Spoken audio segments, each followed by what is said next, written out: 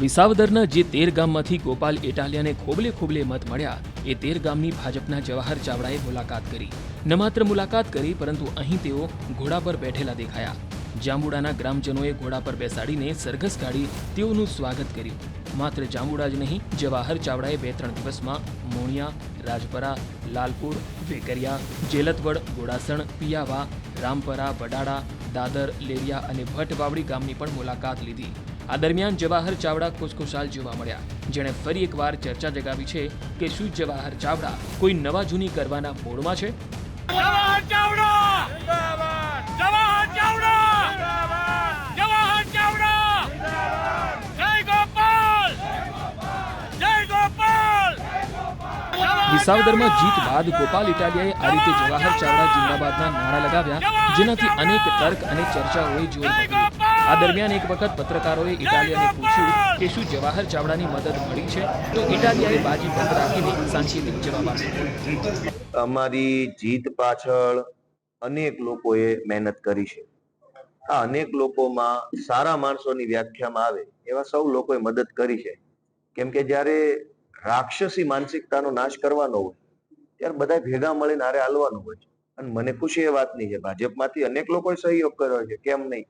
કેમ કે ભાજપમાં પણ હોય, ભલે સત્ય તો એ જાણતા હતા ને કે કયો માણસ છે અને કેવી વિચારો ધરાવે છે, તો સ્વાભાવિક છે ભાજપના મિત્રોએ પણ સારી મદદ કરી છે, વેપારીઓએ મદદ કરી છે, સરકારી તંત્રમાં રહેલા નાના માણસોએ ખૂબ નિષ્ઠાથી કામ કર્યું છે। મારી તરફેણમાં નહીં, કોઈની વિરુદ્ધમાં નહીં, સંવિધાનની તરફેણમાં સરકારી માણસોએ ખૂબ સારું, નાના નાના કર્મચારીઓ હતા ક્લાસ 3 લેવલ સુધીના, એમણે નિષ્ઠાથી કામ કર્યું છે। અમુક મિત્રોએ નથી બરાબર કામ કર્યું, તો બધાની આ જીતની અંદર બધાની ભૂમિકા છે, નાના હોય, મોટા હોય, ભાજપમાં હોય, આપમાં હોય, સમાજમાં હોય, સૌએ પોતાની જવાબદારી સમજીને આ ચૂંટણીમાં કામ કર્યું, ત્યારે જ તો મને જીત મળી છે। જો કે ઇટાલિયાનો આ જવાબ જવાહરભાઈએ મદદ કરી છે એની સાબિતી નથી, પરંતુ અંદરખાને ચાલતા રાજકારણની કોઈ સાબિતી ક્યારેય મળી નથી અને કદાચ મળવાની પણ નથી। એક વાત સ્પષ્ટ હતી કે જવાહર ચાવડા કિરીટ પટેલથી નારાજ હતા। અગાઉ ખુલીને કિરીટ પટેલ વિરુદ્ધ તેઓ ઉભરો ઠાલવી ચૂક્યા છે, ત્યાં સુધી કે માણાવદરમાં 2022માં પોતાની હાર માટે પણ કિરીટ પટેલની ભૂમિકા તરફ ઇશારો કરી ચૂક્યા હતા। એવામાં જ્યારે વિસાવદરની ચૂંટણી આવી અને એમાં પણ ભાજપે કિરીટ પટેલને મેદાનમાં ઉતાર્યા, ત્યારથી જ સ્પષ્ટ હતું કે જવાહર ચાવડાની ભૂમિકા મહત્વની રહેશે। જવાહર ચાવડાએ કેવા પ્રકારની ભૂમિકા ભજવી એ અંગે પાકી જાણકારી કોઈ પાસે નથી, પરંતુ ઇટાલિયાએ કરેલી નારેબાજી અને હવે વિસાવદરના એ જ ગામોની મુલાકાત જ્યાંથી ઇટાલિયાને વધુ મત મળ્યા, આ જ બધી બાબતોને લઈને રાજકીય વર્તુળોમાં ચર્ચાએ જોર પકડ્યું છે। જવાહર ચાવડા જે જાંબુડા ગામમાં પહોંચ્યા હતા ત્યાં કુલ 831 મતદારો છે, જેમાંથી 452 મત એટલે કે 54.4% મત ઇટાલિયાને મળ્યા હતા। મોણિયા ગામના 1434 મતમાંથી 1134 મત એટલે કે 79.1% મત ઇટાલિયાને મળ્યા।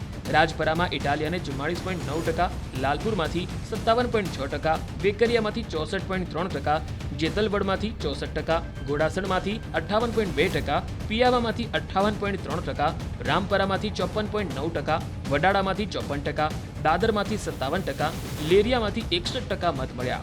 જો કે ભટ્ટવાવડી એક એવું ગામ છે જ્યાં ઇટાલિયા કરતા કિરીટ પટેલને વધુ મત મળ્યા હતા। બીજી એક ઉડીને આંખે વળગે તેવી વાત એ છે કે છેલ્લા 15 દિવસથી જવાહરભાઈ સતત પોતાના સમર્થકો સાથે મુલાકાતો કરી રહ્યા છે। દરરોજ સેંકડો લોકો સાથે શુભેચ્છા મુલાકાત કરી રહ્યા છે।